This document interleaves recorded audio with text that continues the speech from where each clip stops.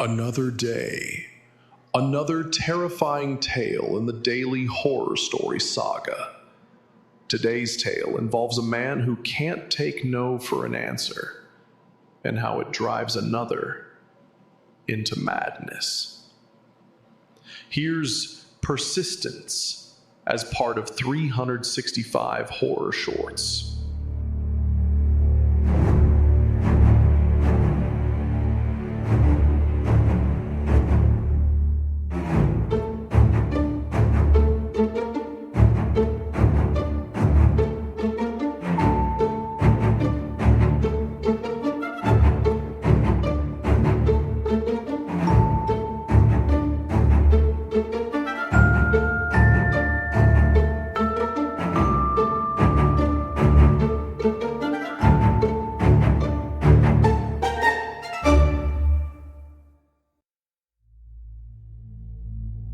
Any good salesperson will tell you that persistence is key. If something doesn't work, keep trying. You just haven't found the right people yet. Keep trying, and eventually you will make your sale. Eventually things will work out. Just keep trying. Don't give up. Keep trying. Over and over again. Relentlessly. I breathed a sigh of relief as I slumped down on my couch.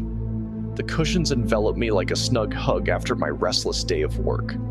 I rested my head against the top of the cushion and felt my body finally relax and the tension melt away. I stared up at the ceiling for a few moments before shutting my eyes and feeling relieved.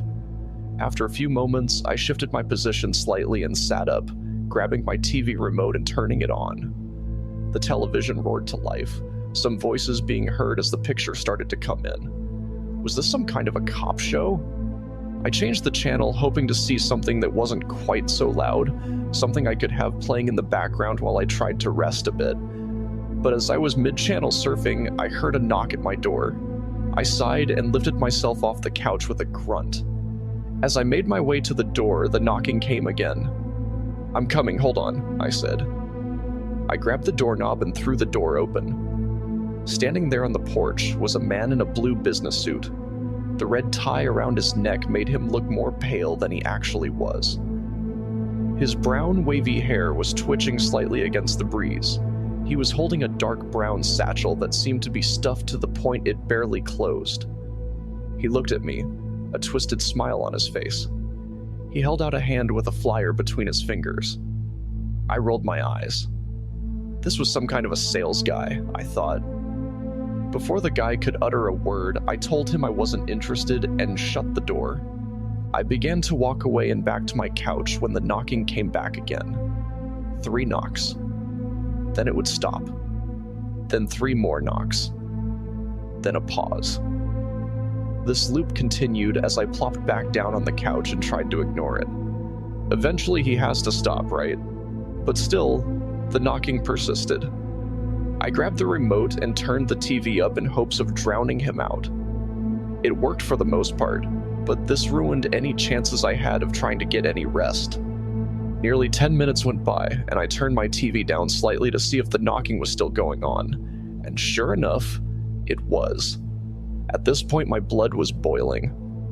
I stood back up and peered outside from the living room window. Sure enough, he hadn't moved an inch. "I told you I'm not interested," I shouted. "Go away before I call the police." There wasn't a single pause as the maddening 3-knock loop continued. I was starting to lose my mind. How long was this guy going to keep doing this? In a fit of fury, I grabbed my phone and dialed the police. I told them about the salesman outside who refused to leave. Thankfully, they said they would send some people out here. "The police are on their way," I shouted at the man outside. He seemed unbothered as the knocking persisted. This is where I noticed something almost unsettling. The knocking never changed. There was never any variation from when it started. You'd think after knocking for that long, the pace of the knocking would have changed, or how hard and soft they were knocking, or even the spot on the door they knocked at would have changed, but it never did. It was the exact same 3 knocks, then a pause, then 3 more knocks, and a pause. The same loop without any variation. Before too long, I saw red and blue lights from outside my window blinds. Finally, the cops had come to take the guy away, I thought. I heard some muffled voices outside and peered through the window. There were 2 cops out there. A short, chubby one and a taller one with a more muscular build. They stood behind the knocking man, but the man seemed to pay no mind. I stepped away from the window for a moment to turn down my TV. Maybe I could hear them talking a little better. I returned to the window and was shocked at what I saw. The cops were nowhere to be seen. The cars were still there, the lights flashing, but the cars were empty. The only person I could see outside was the knocking man. I tried checking all of my windows, but saw no sign of them. This was reaching the point where I was now incredibly creeped out. Did the cops run away from the guy? Did he do something to them? There were so many questions floating through my head. And the most chilling one of them all, what would he do to me if I opened the door? I didn't want to wait around to find out. I made my way to the back door, hoping I could sneak out and get away from this guy. But as I reached for the doorknob, I heard that same familiar knocking. Only this time it was on the back door. My heart leaped into my chest as I backed away. As I did, I realized something. That same knocking wasn't just coming from the back door. It was coming from both the front and back doors at the same time. This was it, I thought. Trapped inside my own home by a twisted salesman who was determined to drive me insane. I tried going to one of the windows, maybe I could escape through there. But as I approached, I saw that same familiar silhouette. I walked to another window. The man moved to once again block my exit. All the while, the knocking from both doors persisted. I finally let out a cry of desperation. "Please, leave me alone." Realizing I had no way out, I walked to the front door and threw it open. "What do you want?" I screamed. All at once, the relentless knocking sound ended. What I was greeted with at the door was not human. I'm not sure, even now, how to describe it. It was tall and thin. Very thin. Inhumanly thin.